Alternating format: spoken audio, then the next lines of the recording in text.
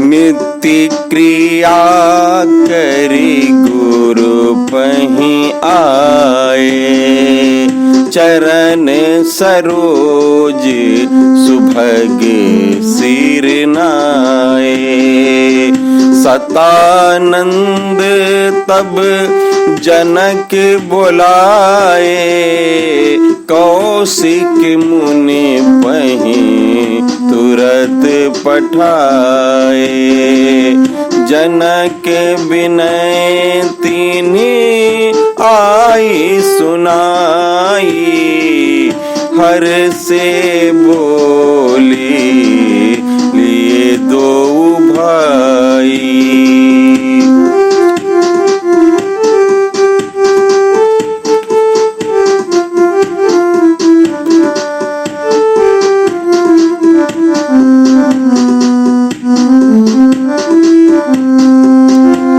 सतानंद पद बंदे प्रभु,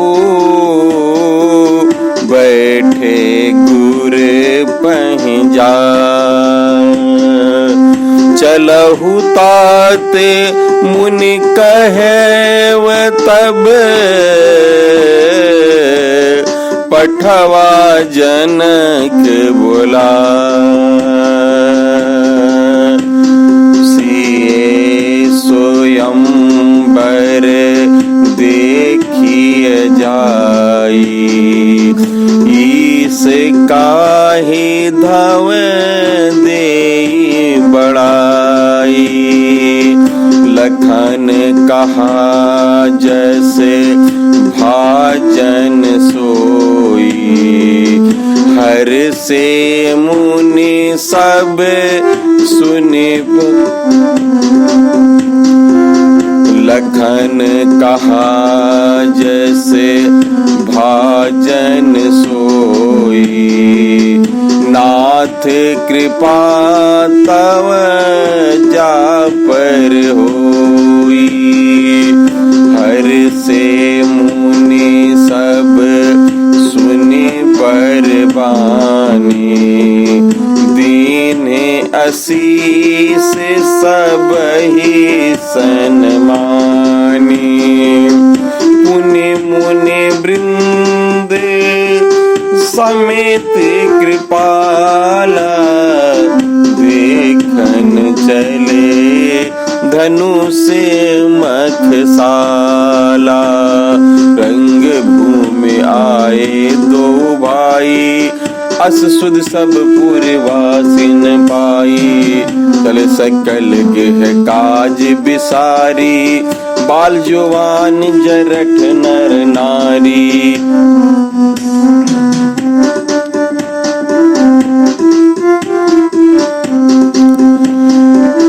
देखी जनक भीर भय भारी, सुच सेवक सब लिए हकारी। देखी जनक भीर भय भारी, तुर सकल लोकन पहि जाहू। आसन उचित देव सब काहू।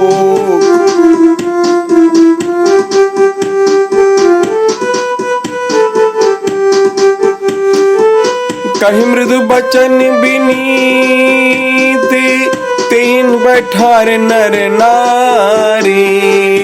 उत्तम मध्यम नीच लघु, निज निज थल अनुहारी।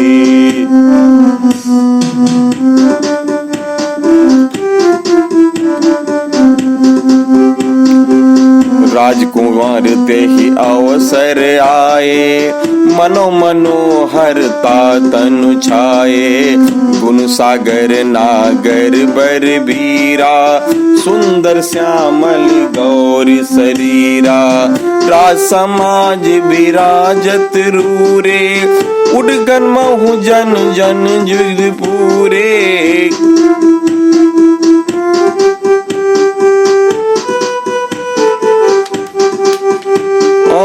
राज समाज विराजत रूरे, उड़गन महु जन जुग विधि पूरे, जिनकी रही भावना जैसी, जिनकी रही भावना जैसी, प्रभु मूरत देखी तिन तैसी, प्रभु मूरत देखी तिन तैसी।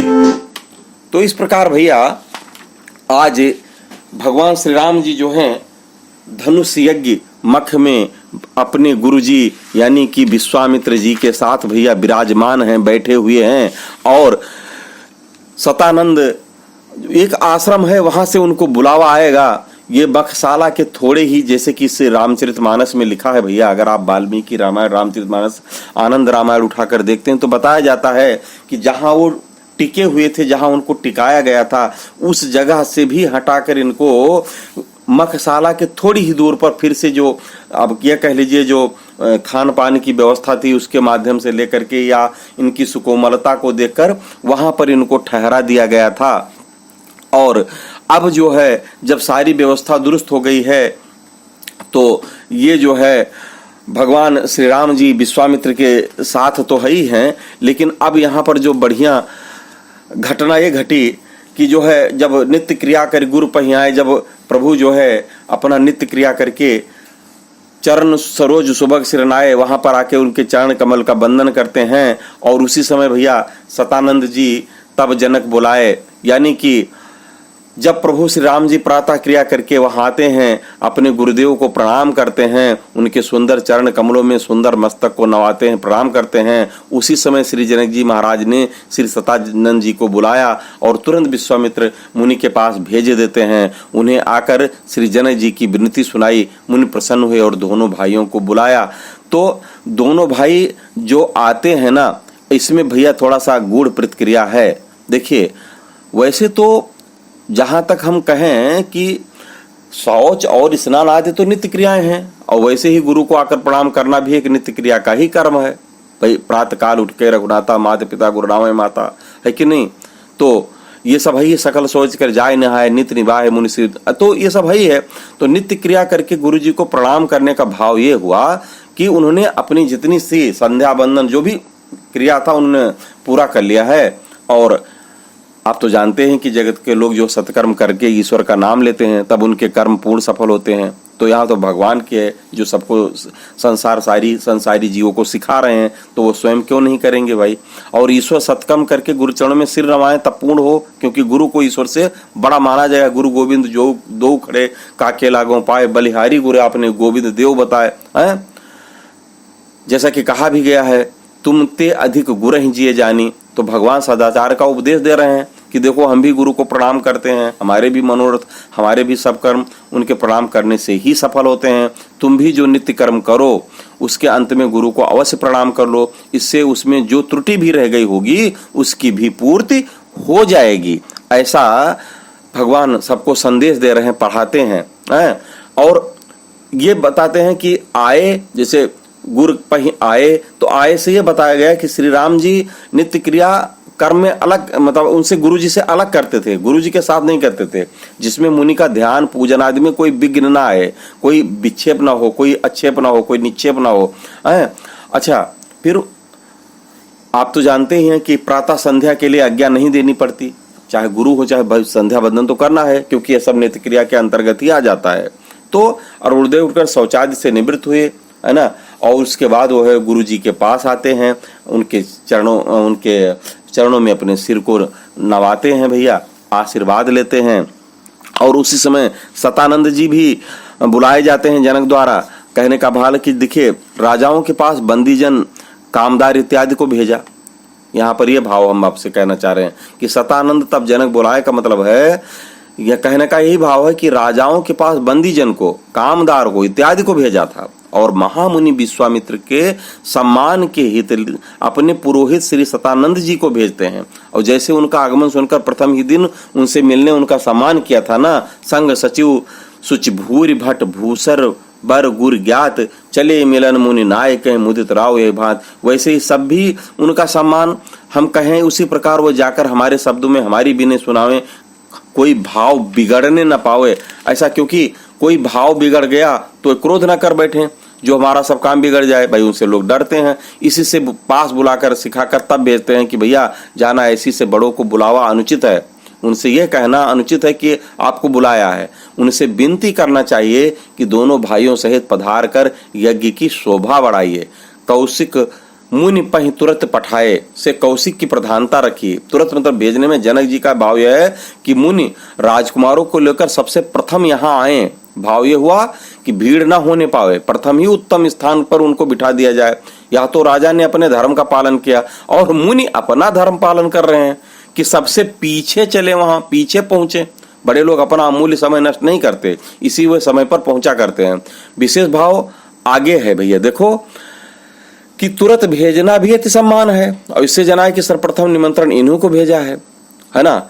जब इधर दोनों भाई गुरु चरणों का प्रणाम कर चुके, तब उधर राजा ने सतानंद को भी भेज दिया।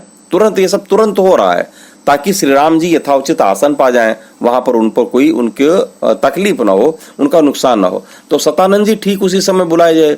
अब उनको राजा विश्वामित्र के पास जो संदेशा लेकर जाने को कहा, उसके समझाने कहने और वहां से मुनि का पास आने तक जो समय लगा उतना ही बीच पड़ा है, मतलब ज्यादा समय नहीं लगा, ये फटाफट काम हुआ है ना।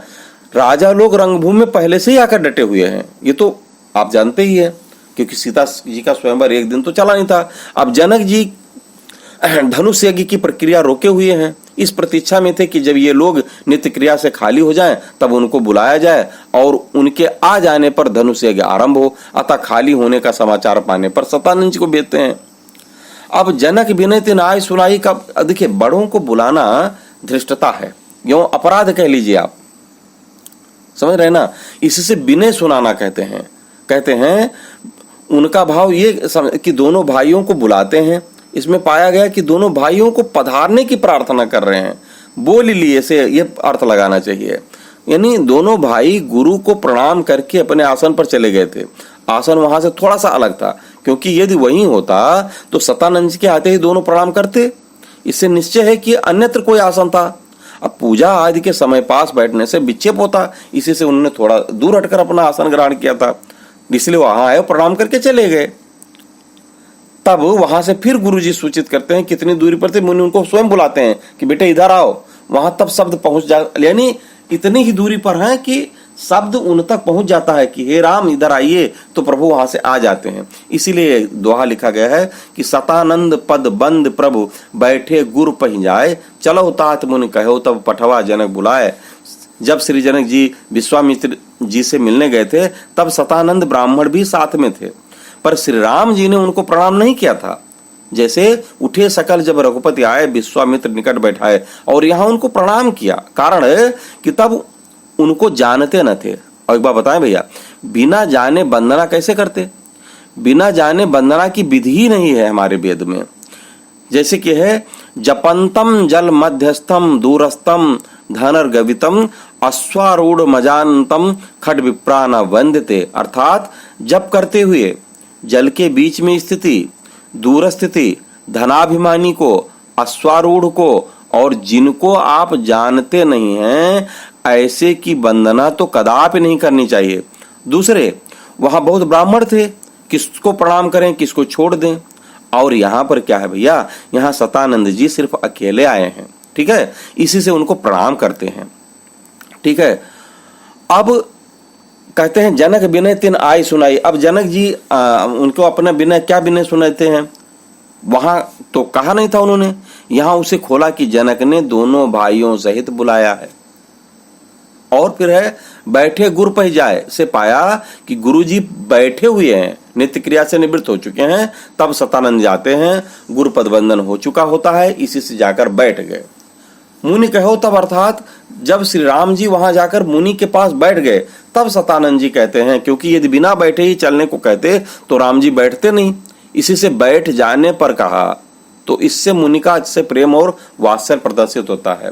तब गुरुजी कहते हैं कि भैया सिए स्वयंवर देखिए जाई, ईस काहे धो दे बढ़ाई, लखन कहा जस भाजन सोई, नाथ के पातव जा पर होई, हर से मुनि सब सुनी बरबानी, दीन आशीष सबह सुख मानी।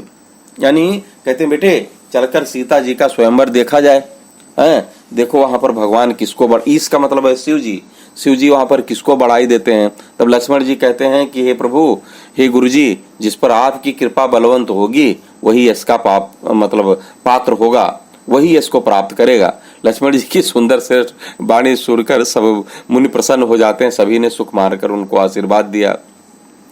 अब अगर इसका थोड़ा सा विश्लेषण करके देखा जाए भैया तो अब अति आनंद, अभी तक जो आपने बताया मैंने वो एक भावार्थ था, लेकिन यदि हम इसका विश्लेषण करें तो बड़ा आनंद आने वाला है।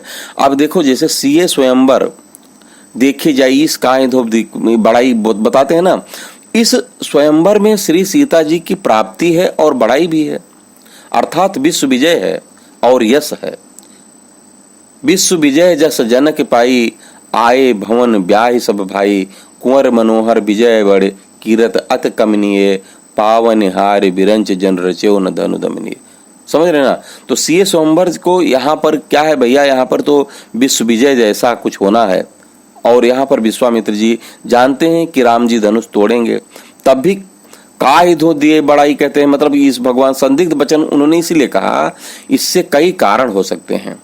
एक तो यह कि वे सुनना चाहते हैं कि हमारी बात को देखें क्या उत्तर देते हैं ये बच्चे। दूसरे ये है कि वह दोनों भाइयों को चलते समय, जब प्रस्थान करते समय मुनियों से आशीर्वाद दिलाना चाहते हैं जिसमें इनका मंगल हो और मुनियों की वाणी सफल हो जाए। अतः संदिग्ध वचन कहते हैं जिसमें लक्ष्मण जी हमारी बड़ाई करें और सब मुनि प्रसन्न हो जाएं। तीसरी बात यह है कि ईश्वर की इच्छा कोई जानता नहीं है। ईश का बढ़ाई देना कहा क्योंकि ईश महादेव जी हैं और वो धनुष भी उन्हीं का है। अब जिसका धनुष है वह जिसको चाहे बढ़ाई दें, क्योंकि दोनों अर्थ है भैया, ईश्वर और शंकर जी। इसका मतलब यह है, बंदे हम तम शेष कारण परम, राम किमीसम हरिम, भयो ईश मन क्षोभ विश्व की। ये सब तो रामायण में आया, आप जानते हैं, है ना। तो इसीलिए उन्होंने कहा कि अब देखिए कि किसको सीता की जो है स्वयंवर देखने चलते हैं हम लोग, अब पता नहीं भगवान किसको बढ़ाई देंगे, ऐसा वो कहकर संदिग्ध वचन बोलते हैं। अब संदिग्ध वचन एक ये भी था कि हो सकता है सीता जी मनोहर देखकर, सुंदर देखकर भगवान श्री राम का अपने आप वर्ण कर लें, अथवा ईश का यानी शंभु वाला जो धनुष हो वह स्वतः जो है अपने आप जो है धनुष की परिकल्पना को त्याग करके कि धनुष भंग होगा तब हम उनका वर्ण करेंगे, इससे पहले ही वो उनका वर्ण कर लें। तो अभी ये नहीं पता है कि क्या होने वाला है, इसलिए वो ऐसे कहते हैं कि पता नहीं शिव जी किसको बढ़ाई देते हैं, है ना। या हो सकता है धनुष स्वयं किसको बढ़ाई देता है, अपने आप टूट जाए। ये जानकर भी देखना चाहिए भाव इस काय को तोड़कर कहा है। प्राय अन्य सभी जो है बहुत सारे मानसकार हैं जिसका ईश्वर का अर्थ दिया है इससे। तो श्री हम देखना श्री भगवान विष्णु के द्वारा जड़ हो जाने पर शिव जी स्वयं इसे नहीं लचा सकते थे, है ना। तो वे दूसरे से क्यों तोड़वाते इसे? तो इसलिए उन्होंने संदिग्ध वचन कहा। विश्वामित्र की वाणी में जो है काफी देखा जाए तो कई अर्थ उसके एक कि हरि किसको बढ़ाई देंगे, शिव किसको बढ़ाई देंगे, हर किसको बढ़ाई देंगे, कई बात आई थी। तब भैया लखन जी कहते हैं कि हे गुरुजी, बढ़ाई हम ये तो नहीं जानते कि किसको मिलेगी, लेकिन हम इतना जानते हैं कि गुरुदेव जिस पर प्रसन्न हो उसका सब शुभ ही शुभ है, वही जो है धनुष तोड़ेगा। तो इस पर जो है विश्वामित्र जी मुस्कुरा देते हैं, क्योंकि ब्राह्मण की प्रशंसा होती है। और मुस्कुराते इसलिए हैं क्योंकि अब जब ब्राह्मण प्रसन्न हो तो ऑटोमेटिकली उनको भी इस आशीर्वाद मिल जाएगा। और अगर ब्राह्मण है तो उनकी जो ब्राह्मण की जो स्तुति है वो सुनकर देवता भी प्रसन्न होंगे, तब वो भी वर दे देंगे। और वैसे ही मुनियों ने प्रसन्न होकर वर दिया कि तुम दोनों भाई इसके भाजन हो, यानी तुम्हें भगवान सफलता दे। तो विश्वामित्र महामुनि भैया और सब मुनि हैं, तो सब में विश्वामित्र श्रेष्ठ हैं, प्रधान हैं। विश्वामित्र सब मुनियों के गुरु भी हैं। इसी से गुरु की प्रशंसा सुनकर सब मुनि सुखी होते हैं, है ना। और जब सुखी होते हैं तो एक साथ जो है आशीर्वाद दे देते हैं। अब आशीर्वाद लेकर के पुनि मुनि वृंद समेत कृपाला, देखन चले धनुष मखशाला, रंग भूम आए दो भाई, अस सुध सब पूर्वासिन पाई, चले सकल गृह काज बिसारी, बाल जुआन जरठ नर नारी। मतलब जैसे ही सुन पाए कि जो है भगवान श्री राम जी का आगमन हुआ है नगर में, वैसे ही भैया सब लोग जितने थे, चाहे वो बालक रहे हो, जवान रहे हो, बुढ़े रहे हो, नर हो या नारी हो, सब लोग वहां उठ उठ कर आने लगते हैं। अब राजा जनक जी का जो तो मामला यहाँ पर बड़ी भीड़ हो जाती है ना, तो कुल मिलाकर ही जान लीजिए जैसे भी थे वे लोग उठ कर आते हैं। भीड़ बढ़ती है, देखी जनक भीड़ भय भारी, सुच सेवक सब लिए हकारी। जैसे ही जनक जी देखते हैं कि बहुत भारी भीड़ होने लगी है, उन्होंने सब, क्योंकि अब आज भगवान श्री राम जी आए हैं, लोग उनको नजदीकी से देखना चाहते हैं, लखन भैया को नजदीकी से देखना चाहते हैं। तो जो जैसा काम था भैया, जो जैसे थे वे उठकर वैसे ही दौड़ पड़े। देखिए यहाँ पर देखिए बहुत सुंदर प्रसंग है। यहाँ पर ये मान लीजिए कि मिथिलापुर में जितने थे, अगर श्री कृष्ण जन्म की बात की जाए तो ये सब गोपी भाव है भैया, भक्त भाव है, चाहे नर हो चाहे नारी हो, तो दौड़ना तो उनका स्वाभाविक था। अब चूंकि भीड़ बढ़ गई है और सब जो है विश्वास पात्र हैं, अपने धर्म पर आरूढ़ सेवक हैं, तो उनको जनक जी बुला लेते हैं और कहते हैं भैया फटाफट काम में लग जाओ, इन सबको उचित आसन दे दो फटाफट, अर्थात जो स्थान जिसके योग्य हो उस पर उनको बिठाओ। उन्होंने कोमल विनम्र वचन कहकर उत्तम मध्यम नीच और लघु सभी स्त्री पुरुष को उनके सुयोग्य स्थान पर बैठा दिया। तो भीड़ भय भारी का मतलब बड़ी सीधी सी बात है कि एकाएक सारे जो जनक पुरवासी थे आ गए, एकाएक आए हैं, क्योंकि पुरवासी कई लाख थे और मिथिला नगर बड़ा भारी नगर था। तो इसलिए जताते हैं कि राजा अपना काम स्वयं भी देखते हैं, केवल दूसरे के भरोसे नहीं रखते। महाराज जनक में ये जो है एक पहले से प्रतिष्ठा ज्ञात थी उनके अंदर थी कि वो अपना काम अपने आप करते थे। तो दूसरे, इससे उनका निकट ही होना पाया गया था। ऐसी जगह पर उपस्थिति है कि जहां से सब तरफ की देखभाल कर सकते हैं। शुचि सेवक अर्थात ऐसे नहीं कि किसी से द्रव्य लेकर अथवा संकोच से या ये कह लीजिए अपना मित्र समझकर उच्चासन पर बैठा दिया, ऐसा नहीं। वरंच शुचि है, यानी ऐसे सेवक उन्होंने रखे जो किसी से घूस पात न ले, सबको यथा उचित स्थान पर भैया बिठा दे। अस विचार सुच सेवक बोले, जे सपने निज धर्म न डोले। मतलब इतने सुंदर कि जिनका जो है सपने में भी उनका जो धर्म अडिग ही रहे, कैसे हटे नहीं। तो ऐसे लोगों को राजा जनक जी काम पर लगाते हैं, कहते हैं तुरंत जाओ और जहां जहां जिसका उचित आसन है उस आसन पर उन प्रजाजनों को आप बिठा दीजिए। राजकुंवर ते अवसर आए, मनो मनो हरता तन छाए, गुण सागर नागर बरबीरा, सुंदर श्यामर गौर शरीरा, राज समाज बिजार उड़गन मौजन। यानी कि भैया यहाँ पर रूरे का मतलब बहुत ही सुंदर प्रकाशमान विशेषतर शोभा करते हुए अर्थ लगाना चाहिए। यानी कि उसी अवसर पर जैसे ही सब वहां बैठ जाते हैं, दोनों राजकुमार जो है यानी श्री राम जी और लखन जी रंगभूमि में आते हैं। ऐसा मालूम होता है मानो साक्षात मनोहरता को अपने तन भर में छा लिया, यानी बसा ले हुए। गुणों के समुद्र चतुर और श्रेष्ठ वीर लगते हैं, उनके श्यामल और गोरे सुंदर शरीर हैं, सुंदर दोनों भाई राजसभा में शोभायमान हैं। ऐसे जैसे मानो तारागण के मध्य में दो पूर्ण चंद्र विराजमान हो भैया, और सब लोग देख देख कर उनको खुश होते हैं। विश्वामित्र को सबसे प्रथम बुलाया गया था, जैसा कि हमने बहुत पहले कहा, लेकिन वहां वे बाद में ही आते हैं ताकि अच्छा, इसीलिए कि सब लोग देखो, अब बाद में आने का मतलब ये था कि सब लोग आसन पर भैया बैठ जाएं, तब गुरुजी लेकर चले। तो गुरुजी अपने उसमें थे, हालांकि बुलावा उनको सबसे पहले भेजा गया था, लेकिन वो आए सबसे बाद में, है ना। तो इसी से सब लोग बैठ गए थे, तब दोनों राजकुमारों का आगमन यहाँ पर गोस्वामी तुलसीदास जी लिखते हैं। सब पूर्वासी तथा समस्त राज समाज के अपने अपने स्थान पर बैठ जाने पर आने का कारण यही है कि एक तो पूर्वासियों के बैठ जाने के पूर्व आते तो समस्त पूर्वासी संग में लग जाते और बड़ी जो भीड़ थी और ज्यादा भीड़ बढ़ जाती, है ना, तो बहुत कष्ट होता, तकलीफ होता। अब यदि कहो कि चाहे वह प्रथम ही आ जाते तो पीछे उनके लिए दोनों मौके अच्छे थे, कोई कष्ट ना होता। अब श्री जनक जी महाराज ने तो उचित प्रबंध उनके लिए कर ही डाक रखा था, ऐसा थोड़ा था कि जो है वो चाहे जब आते न। तो जनक महाराज तो उनके लिए प्रथम बुलावा ही लेकर भेजे थे, सब प्रबंध कर देना योग्य ही था उनका, पर मुनि कृपालु हैं, वह पीछे आए जिसमें सबको अपनी जगह से दर्शन हो जाए। राजा और मुनि दोनों ही अवसर को जानकार है, मतलब राजा भी तो जानकार है इसलिए उन्हें पहले बुलाया, और मुनि भी जानकार हैं, तो सबसे प्रथम बुलाया गया यह राजा की जानकारी है, और सबसे पीछे आए ये मुनि की जानकारी है। बात समझ रहे ना।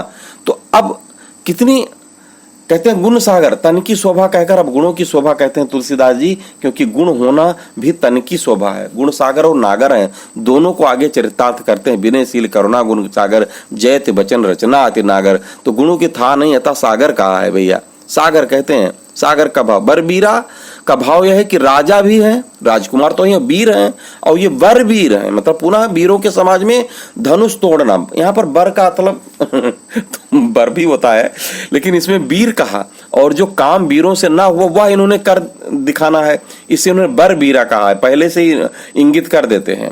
गुण सागर नागर और बर बीरा, इन विशेषणों को आगे हम चरितार्थ करेंगे। यहाँ पर ये तीनों भविष्य में होने वाले विशेषण हैं, इसी से इन्हें यहाँ प्रथम सूच्य रीत से कह दे रहा हूं। इनके रूप दिखाए गए हैं, आगे हम बताएंगे आगे आपको। तो बरबीरा कहकर त्याग, दया, विद्या, पराक्रम और धर्म, इन 5 वीरताओं से परिपूर्ण सूचित करते हैं तुलसीदास जी, तब बरबीरा कहते हैं। समझ रहे ना।